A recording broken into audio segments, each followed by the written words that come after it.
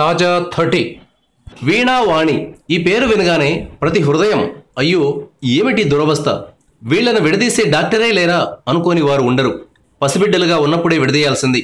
కానీ ఆ సమయంలో అవిభక్త పిల్లల్ని విడదీయడంలో స్పెషలిస్ట్ అయిన డాక్టర్ నాయుడమ్మ రిటైర్ కావడం వీణావాణిల పాలిట దురదృష్టంగా మారింది.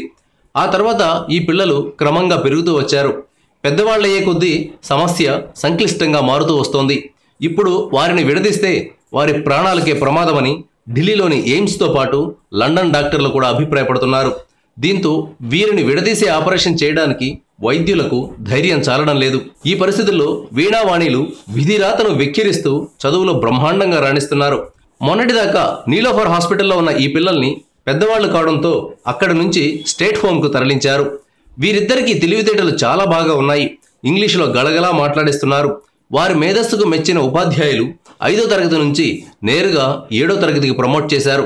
వీరి సంరక్షణ కోసం ప్రభుత్వం 3 ఆయాలను, 1 కౌన్సిలర్ను ఏర్పాటు చేసింది. ఇందుకోసం సుమారు 6.5 లక్షల రూపాయలు కేటాయించింది. భవిష్యత్తులో కూడా వీణావాణిలకు అండగా ఉంటామని కేసీఆర్ సర్కార్ తెలిపింది. Thank you viewers. ఈ వీడియో మీకు నచ్చితే లైక్ బటన్ టచ్ చేయండి.